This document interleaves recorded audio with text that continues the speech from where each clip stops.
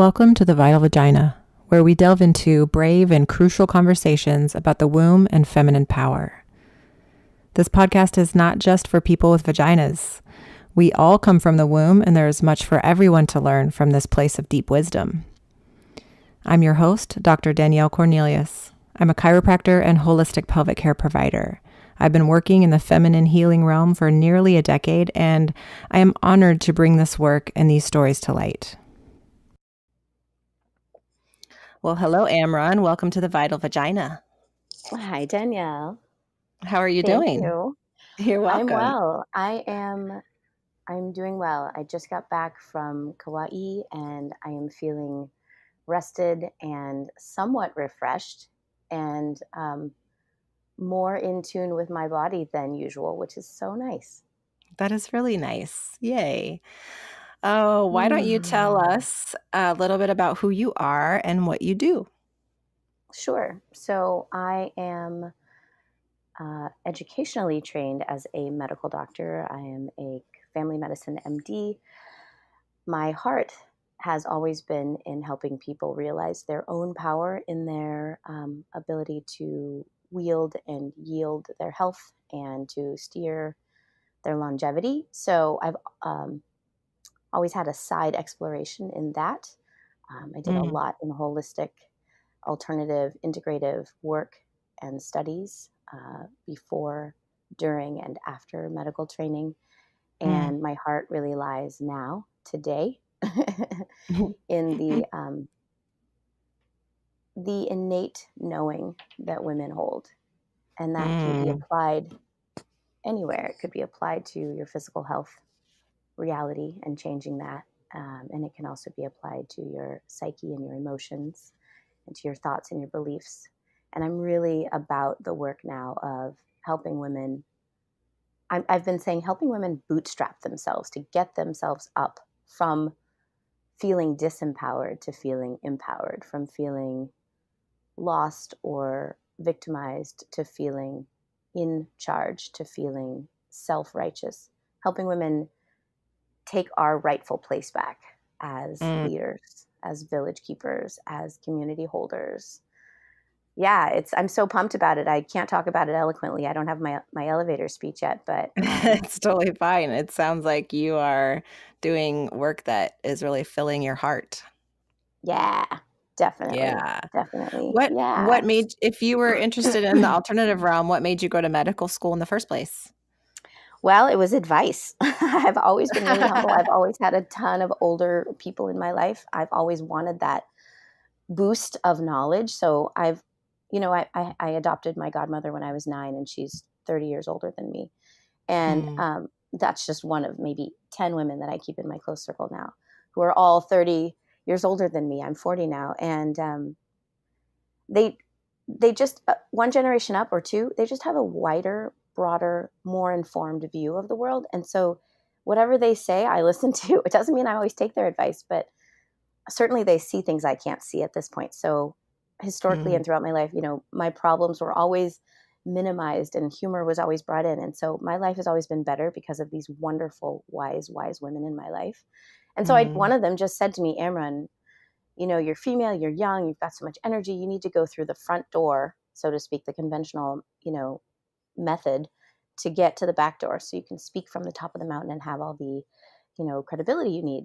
And so I did that. And trust me, it was a slog. But I am a very determined person. I do not go back on things that I commit to. But yeah, by the first, semester of medical training, I saw through so much. It was insulting. It was disappointing. It deeply hurt, at the heart level. And I trudged on. And you want to know something funny? I lost my eyesight in medical school. I didn't go blind, but I literally went from perfect vision, better than 20/20, to really significantly skewed vision. I just think that's so interesting on an energetic level. Yeah. I was looking Wow. at things and forcing myself to read things. I was drinking, I was reading poison, so to speak. I was reading Yeah. things that didn't feel in alignment. Mm. So And then, so you finished medical school, but you decided to not press forward with residency and stuff like Right. I that. got the Yeah. MD and I got the F out. I So, think that's so brave. and being a woman, I heard this interesting statistic. It's not a stat, it's more like a pseudostat, but a woman applies herself confidently when she feels assured that she knows 90% of the information, that she's a 90% informed expert, whereas a man will apply himself, confidently with literally 20% of the information. Right? We have different ego Yeah. bodies, and it's Yes. fascinating. And so from medical school, not only did it take me many years to forgive myself for Yeah. being an imposter out of medicine and not knowing what I was doing, but forgiving myself for leaving, sorry, but also actually owning that I know this being the realm outside of medicine. I know this. I am legit in the world of the emotions and meditation and using your mind power and changing your thoughts in order to change your belief system, in order to change what you actually manifest in the world. So Mm. anyway, what I think needs to be said is less about medicine and more about what is the other stuff. I Yeah. devoted myself for, oh gosh, a good 10 years to mindfulness work in the form of Esther Hicks' Law of Attraction material. Mm-hmm. For those who don't know who she is another wonderful, wise older woman who, in the early 80s, with a very open mind, agreed to embark on meditation with her partner and began to channel. Unbeknownst to her, her nose just started to move in this bizarre way during meditation. Her hubby started to pay attention to how it was moving, and she was spelling out words with letters with her nose. Isn't that crazy? And then Oh. she got more and more facile with it and started to actually type in a meditative headspace. And they being the beings that she was channeling, are extremely just heart centered and so positive sided. Everything, even the most gruesome world events, can be spun into this very flowery, beautiful, open perspective about world change and where we're going and new insight and new clarity. And instead of looking at the dark energies that started it, looking at the positive flow Mm. that's taking place. It's phenomenally powerful. And any skeptic will, well, most skeptics after listening to her, will hear the breadth of topics and the depth of questions that she gets thrown at her in these open forums that she does. She still does live workshops around the Mm-hmm. globe. She's quite famous. And you'll know that this is real deal. No one human can have such a grasp on such arcane and vast topics as she does. And it's beautiful to listen to. So anyway, this got me out of a very, very dark place. And the dark Mm. place I was in at the beginning was both medicine, where I wasn't honoring my true um, self, Mm. and my partnership. I was in a partnership that didn't feel in congruence with my heart and my soul, and I wasn't being nourished and fed. And so this really carried me through a major transitional time in my life. And first, before making big change, and this is advice I think everyone should hear, you need to fortify yourself and get ready. And that's the bootstrapping part, literally pulling up the straps or the sides of your boots around your ankles, figuratively speaking, doing that so that you're fortified, you're solid, you're clear, not necessarily on where you're going, but on what you're doing. You get your gumption, you get your energy. And from there, you can launch or leap out of whatever it is you're in and Mm. into faith, faith, because most of us don't have the answer to where we're going next. We just know it's not here. Right. Yeah. It does take a lot of faith and trust. Yeah. Yeah. Yeah. Oh, well, what has you fired up right now? Women's liberation, really. Nice. Yes, And it's not that someone's going to liberate us, it's that we're liberating ourselves. absolutely. Yeah, Um, looking for someone else to liberate us would be a trap. and you know what? I think we did in the 60s and Yeah, 70s. And Yeah, it's been a progress for sure. There's steps that yeah, needed to be taken. Yeah. the energy of it back then was very different than what I'm sensing now. And I'm only Yeah. 40. I wasn't really alive back then, but the energy back then seemed to be one of anger and proving ourselves as capable and adequate. And um, now it's different. I feel like women around the globe, especially here, because that's where I am right now, are like these little mushrooms that have been dormant and quiet, on the forest floor, that are now starting to just crop up and sprout and pop and blossom. And there's something happening in this massive, you know, swath of consciousness now. I can't speak about it clearly because I don't have the full view, but it's remarkable how many women are just waking up and starting to look around and say, hey, I didn't really agree to half of the things that I'm living right now. And so that's what I mean by women's lib. We're finding that we made some silent agreements back there Mm, somewhere, you know, yes.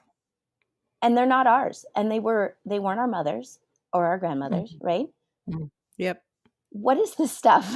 Like, I mean, I can think of the first few that I made, and I actually posted something on Facebook not too long ago about it, which was enduring adults, primarily men, their play with me. I have dimples that are very deep and different, and people touch me, or used to. I still do, actually, but Oh, a lot when I was little, and I just feel violated, and I would just be polite and sweet and smile and maybe shirk away.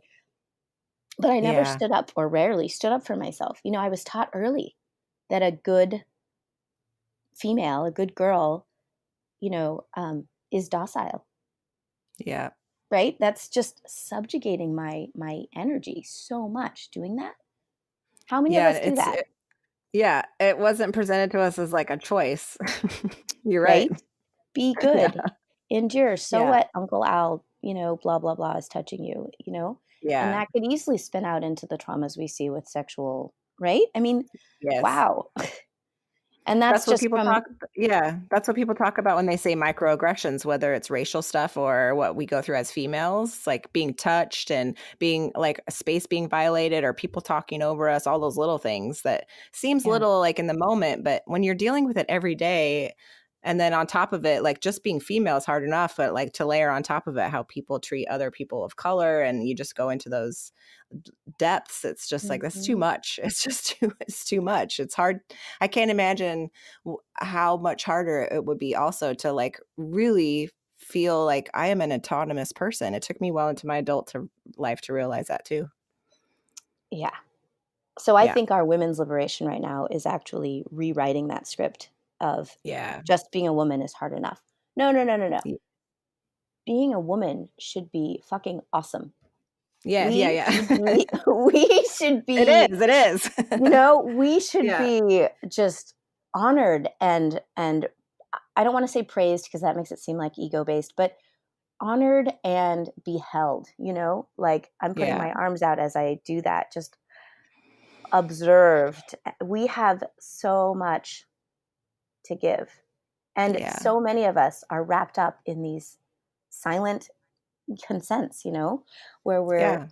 instead of seeing our value and owning it and sitting back in it, we're fighting to show it, to demonstrate it. We are Yeah. carrying all the bricks we can carry. We're juggling all the balls we can juggle while we do the Yeah. dishes, while we look like a great mom, while we look cute every day, while we work a job, you know what I mean? What about the days when Yeah. women didn't have to work because we were inherently working by being creative, by tending to the other women in the village, by supporting the children in the village, by, you know, just naturally feeding all the mouths that need feeding, Yeah. you know? Yeah. You're right. Like the original feminist movements, and like when you kind of go back into history, I think they were important and needed to use that kind of energy to break through. Um, but it really is like hyper masculine way of moving through the world. Same with those of us like me who have a corporate background. And when I was in the corporate world, especially, I was definitely in my like hyper masculine energy. Mm-hmm. And it was all about the doing and how much more I could do and how much more better I could be than the boys and all that, all of Right. that stuff. And then of Right. course I end up doing this like really deeply feminine work. And I had many years in my experience where I was like, oh, we're doing this all wrong. Like we're doing it all wrong. There's this like softer, gentler way that honors who we actually are and what we bring to the table.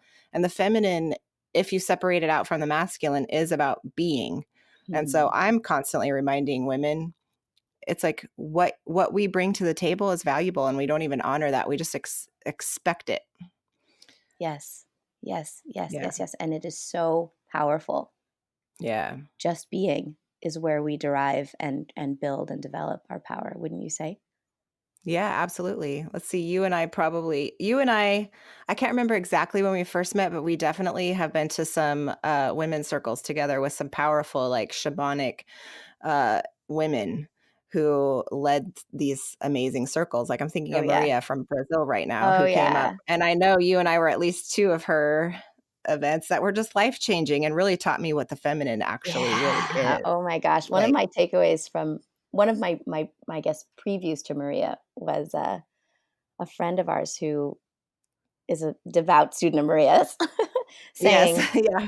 saying Amron, and she was straightening her back and lifting her, her neck, and her chin went a little high, and she said, "Women are made to be beautiful." And I was like, ding, whoa, you're right. Oh my gosh. We are made to be beautiful. We're supposed to be attractive, meaning Yeah. magnetic, meaning energetically drawing in. We are supposed to be, you know, looked upon and beheld. And, it changed something. It's fascinating how sometimes someone's words can really reconfigure your thinking, even if Hmm. it's less about the words themselves. It's more like we're activating something in what we say. Do you know what I mean? Yeah. Yeah.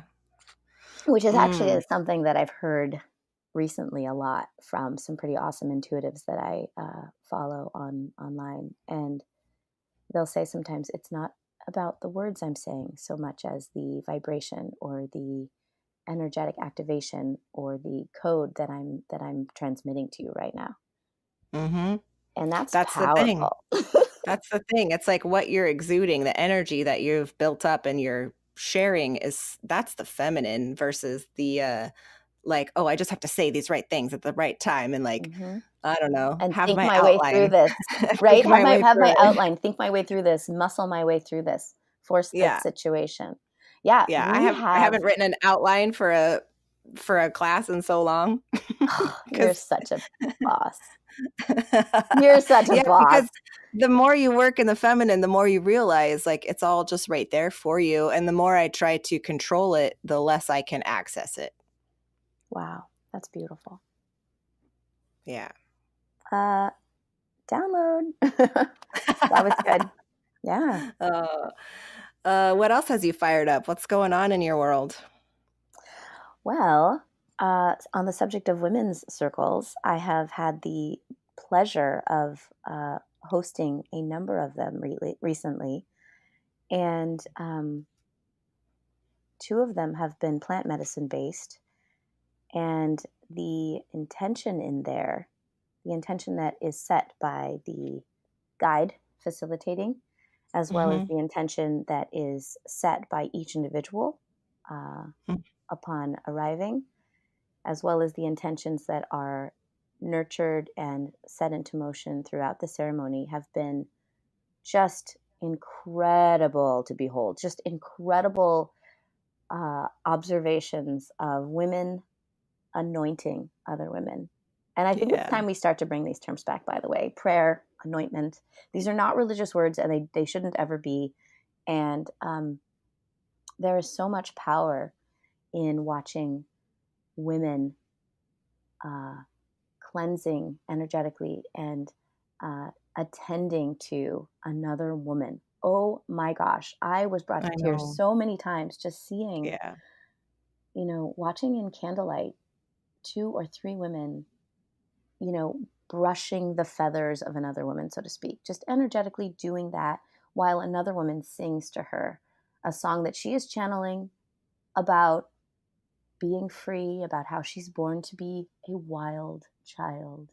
This was just Mm, pertinent to this particular person who's now crying uncontrollably because she knows, again, vibrationally, that this song is for her, you know, singing to her heart, that she's not honoring right now in staying in a partnership that's not serving her and being a mother to children in a way that is not fully nourishing her. It's just, oh mm. my gosh, just Yeah. moments like those that are so transformative, none of us will ever forget. So I'm about bringing that reality back. And it Yeah. doesn't need to require a plant at all. In fact, I've been able to um, support the space for these events without any plant medicines. Well, actually, I guess they are plant medicines, but they're not plants that you ingest. They're plants that you, again, anoint yourself with to create an Yeah. energetic shift. So if um, people are interested, I've been hosting these healing clinics, and I'm going to start to do them online because it is all about Nice. energy. It is not about the Yeah. physical reality. The third Right. dimension, time and space continuum, do not need to play a part in making transformative, massive shifts within our bodies, within our psyches, within our energetic bodies. Yeah. So, yeah, I'm collaborating with a wonderful intuitive on that. And that's the other thing I want to just kind of side note and say here. There's a lot of shabby shamanism happening in the world right now. And I'm just going to vent about that for a moment and say that you Yes. Yeah. can Yeah. really fuck up your psychic, clarity. You Yeah. can, disperse or disintegrate yourself more and do Yeah. quite harm if you connect with the wrong person, the underexperienced healer. The people, there is so much shamanism going on right now that's not clear. There are a lot of Yeah. people There's, who are yeah. just stepping into their intuitive capabilities and get really uh, excited about it and get into their ego. And I just want to say I'm damn good at deciphering, and I test them out for a long period of time. This is where my medical integrity, Yeah. I think, is serving itself best. Yes. Yes. Yes. I uh, know. I have a very rich Rolodex, as do you, right? Yeah. Yeah. It's important. There's a lot. I mean, that's the problem with like a lot of people are using the word shamanism or appropriating it. And there's a lot of people who are utterly inexperienced. And it's the kind of realm that you want to be experienced in for like, if you're going to work with a shaman, you want them to have experience with their Yes, lineage for like yes, 10, 20, 30 years. And not like, oh, I went to a workshop last weekend and I don't even exactly. have a teacher. Like shamanism is Yes, deeply like that's the kind of thing where like you don't do the thing until you get permission to do it kind of thing from exactly. your That's teacher. And our so culture important. tends to be very comfortable just stealing. Hmm. Um, and that's unfortunate. So yeah, people need to be highly careful and be careful about who you're supporting. Their intentions might be okay for themselves, but Yep, there's a you got whole it. lineage to it. Yeah. You got it. We're messing with a lot of multidimensional realms here, and we want to be really adept in how we do that. And I do Yeah. not claim to be one. I'm very good, however, at deciphering and finding them. And Yeah. yes, Me you too. had said it. Have a number of years of experience. That's one.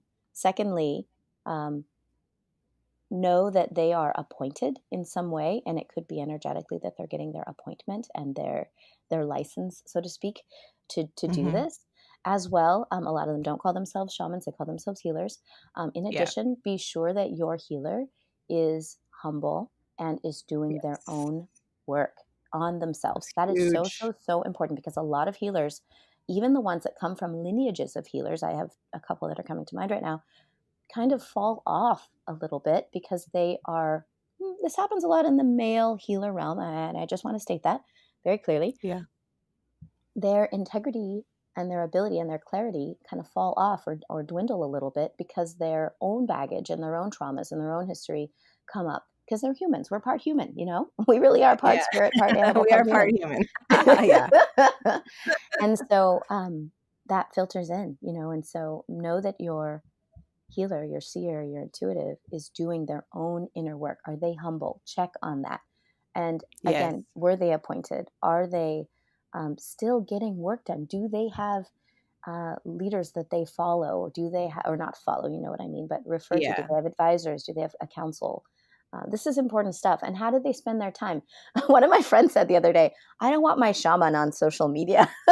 Like, I don't want my I know. shaman to be savvy with her iPhone. You know what I mean? Like, this isn't It is. this isn't about There's something. Instagramming.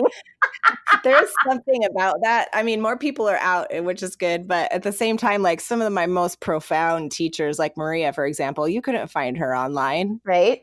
you know? And she would So probably giggle a little bit at the idea. totally. One of And one she of the just most like falls into your life. exactly. That's the thing. You Yeah. can call in your healer. That's the thing I want to Yeah. empower women to realize is that we can call in our next step. We can call in our healer.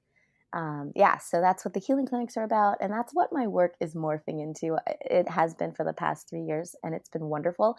People, mostly women, coming to me with issues, and we're solving them together in meditative prayer by calling in the next step, the next answer, the next solution, the next teacher, the next leader, the next guide. It's beautiful. It's wonderful. It always works. I don't know how it does, but it does. And it's so cool. It's Well, not about you. It's not about me. It's just, it's masterminding.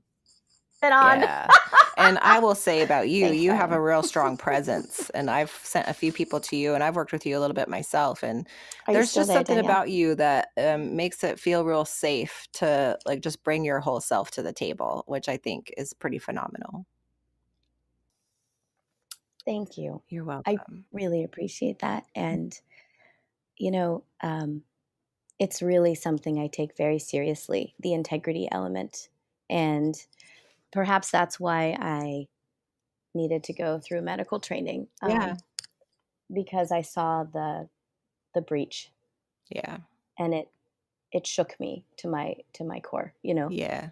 Yeah. I went to a chiropractic college that was the most evidence based scientific of all the chiropractic schools. And so they were very, very concerned about being accepted by the medical industry. So it's almost like every choice they made was like, our medical doctor is going to be comfortable with us, which is which is funny because we're a fully different paradigm of healing. But Mhm, so mhm. we don't require medical doctors to understand what we do, and we don't understand Right. everything they do, and we're not like doing surgeries or prescribing medication. So it's fully different, and Exactly. we do both have a like it's our own lane. Just stay in your lane. Exactly. Um, That's so important. but what I noticed too was the same thing. I went there originally, well, because they're in Portland and that's where I live. So I was just like, that's where I'm going.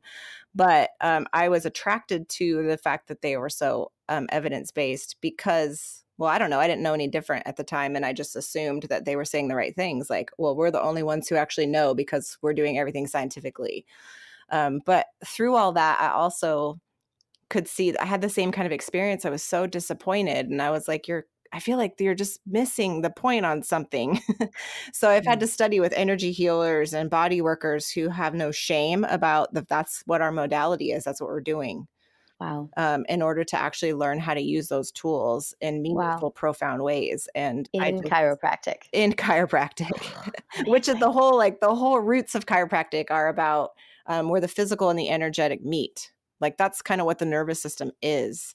And Yes. then it really took me studying with Tammy Kent, who taught me about how the spiritual aspect of the pelvic bowl and the organs that create life, and like to really have like such a deep spiritual reverence for that area of the body. And Oh. then I started realizing what chiropractic actually really was that I never learned in chiropractic school. Whoa. um but I think they really tried very hard to become like medical school, and I think that's Mhm. a disservice to all of us. All of us, all of us, all of us.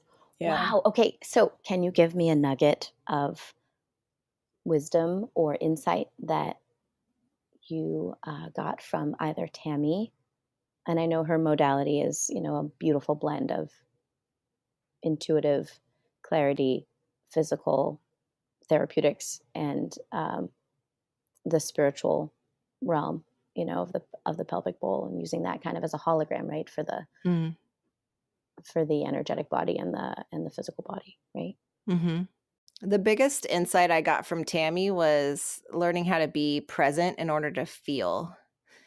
When I first graduated from chiropractic school, I still couldn't feel like where I was supposed to make my adjustments or what really needed to be done. I was really, excuse me, so I'm stuck in my throat.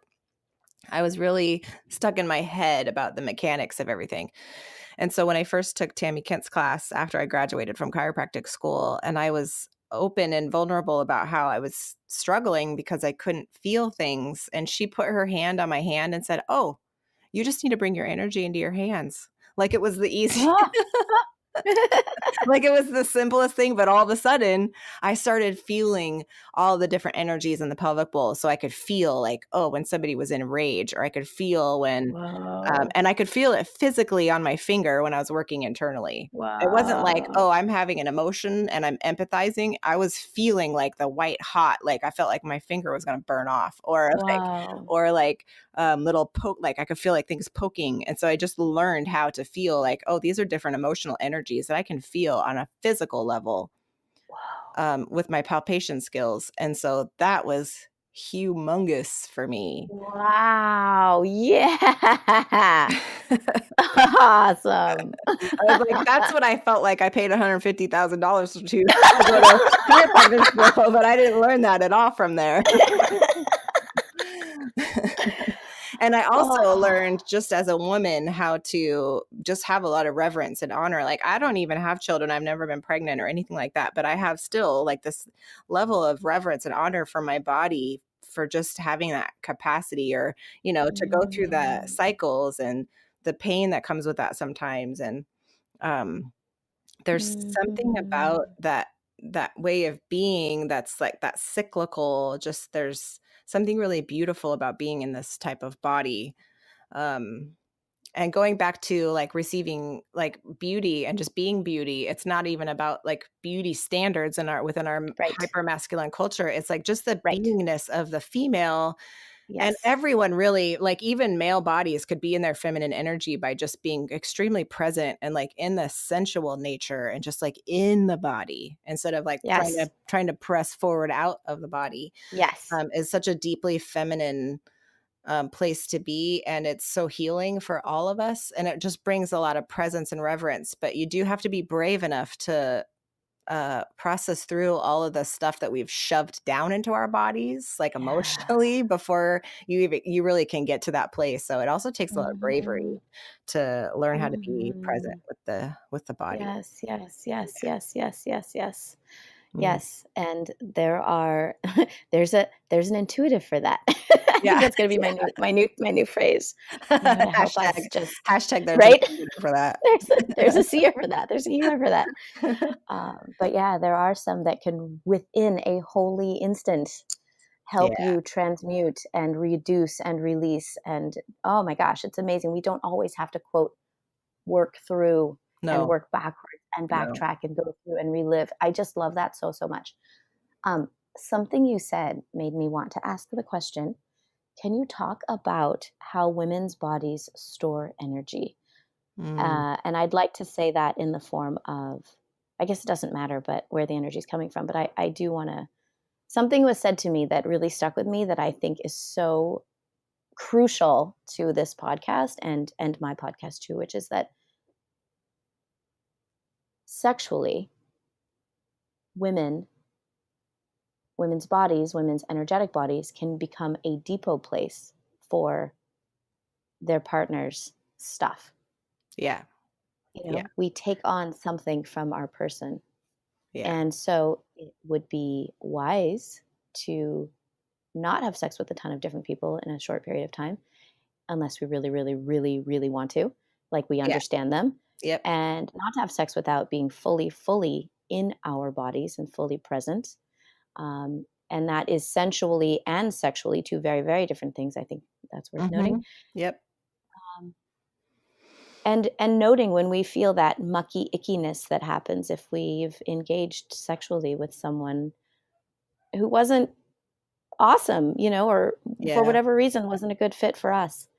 We carry that for some time after. So that's all I know. I shared everything I know, and I want to hear some things or piggybacking on that. Um, yeah. So we receive energy into our bodies, and then we transmute it, and then that's what we create from. And so the male body is a little different. It tends to like propel itself towards the receiver of its energy, which is outside of itself, but we are a receiver. So we receive energy in and we do something with it, transmute it, and then it comes out. And pregnancy and giving birth is the perfect metaphor. So we are receiving a seed into our body.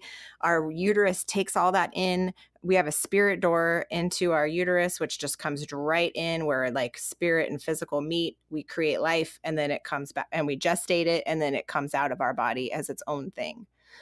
And so that's really the metaphor to use, but we're not taught that we have that kind of power within us. So we can also get stuck in the gestation portion of it. And if we're just receiving, and a lot of males are taught to, without any consciousness around it, just kind of dump their like emotional stuff. And I've heard that like males tend to more often like go straight from relationship to relationship, like serial monogamy, more often than women do, because they also get their friendship from us, and there's like their emotional sustenance and all that invisible stuff we were talking about before. Mm-hmm. And so they, sometimes they'll sexually just kind of release all of that into us. And then we're never taught how to actually transmute that and release it.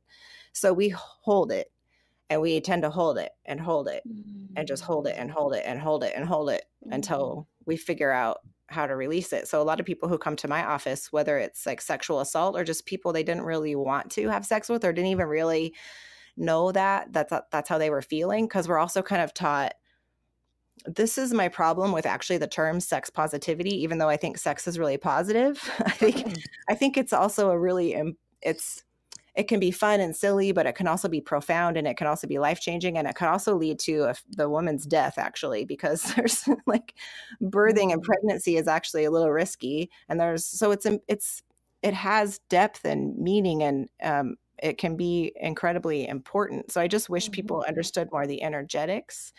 And women are also, and so are people in general, highly resilient.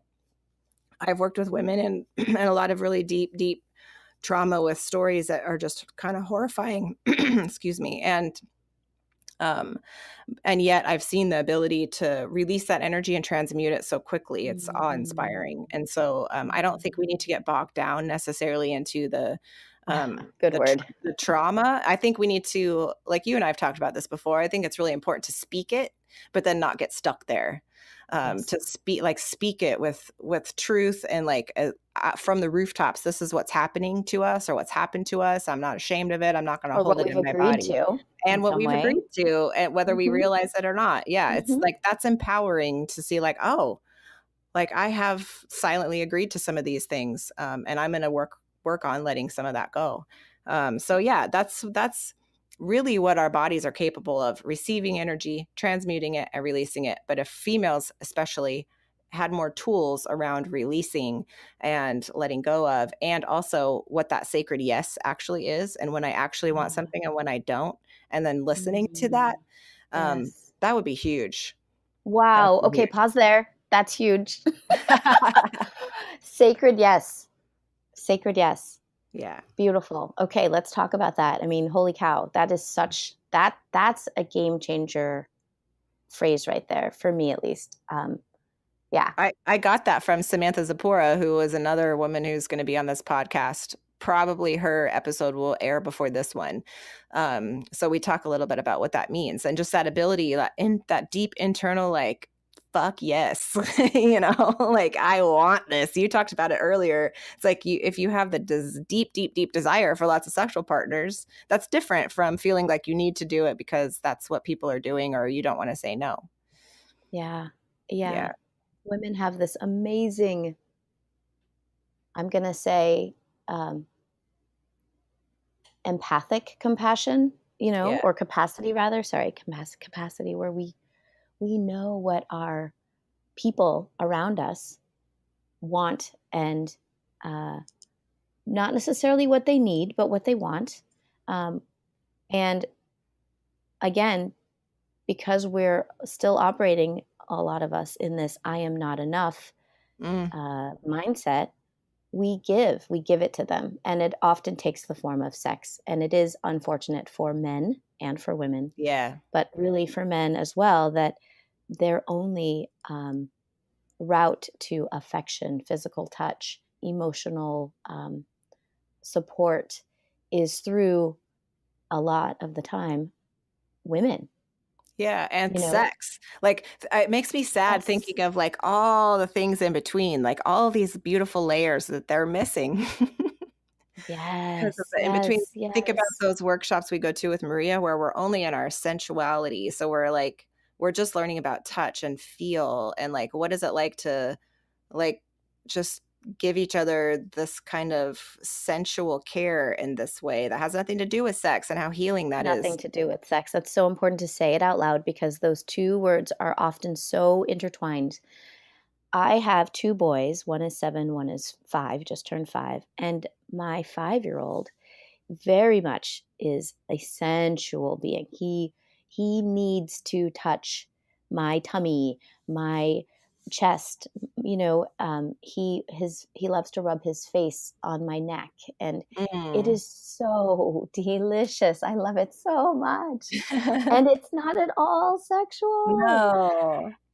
It's sensual. And Yeah, if we would give ourselves that pleasure and that feedback, it's information. It's information. It's a way to connect. It's a way to soothe. It's a way to get information, to communicate. It's a way to communicate. yeah, I think we need to bring that in to our, I'm going to say, our global village. That's something that we as women, I believe, will be bringing back in, yeah. is sensuality, and that can take the form of platonic relationships among men, among women, among men and women. I have to say, for the longest time, I tell a little bit about my story on previous episodes with chiropractic. So I've had like a tumultuous relationship with my own profession, especially in the beginning, not so much now. But I really felt like I had a corporate job and I was rising in that world. And I made a sacrifice to let go of that in order to follow my heart and my integrity to work more in the healing world.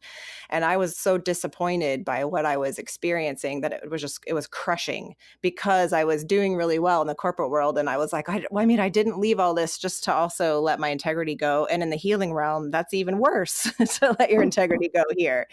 And so I had a real strong sense of I am not going to be influenced by anyone that doesn't like fill me up fully. And I couldn't find those Mm. people for a long, long time, but I kept saying no. My internal, it was so strong. It was just no, no, no. I didn't want to learn from any other chiropractors. It was just such a strong Wow. no. And there was a lot of me that was like, oh my God, you are ruining your life. You have to suck it up and just deal with this. And like, but I was so strong, that inner. And then Oh, once I found Tammy Kent's work in starting holistic pelvic care, I was able to really stand strong in my no to chiropractic because yeah. it was so It was so strong. clear. And then I found this other modality that was really obscure. So I was like, okay, well, maybe that's why I ended up getting this license to touch so I could do this. But I still felt this real strong no for chiropractic. And in this last year in 2018, I found the Kairos training culture and the people that I've told you about in chiropractic that really resonate with me. And it was such a big yes that it felt Mm. so, I can't even tell you how good it felt. I can Like, feel it from here. and it was like totally worth the wait because it was such a big yes. And that was a huge lesson for me in like actually really honoring that yes and no, even when your logic mind on such is just cranking on you to tell you to like stop being so Settle. frivolous or whatever, or to settle because this is what it is. Hmm. And when I found my people, it just such a relief. Like for the first couple of months, I just cried and cried because I was so just Oh gosh. relieved. And then it segued into the next thing you said. this is a group where there's a lot of males who are really working hard on balancing their feminine energy. And I see them hugging each other and supporting each other and touching each other and being deep friends with each other the way that women have been. And that's also such a huge relief to me. And it's like Oh, we're fully capable of it.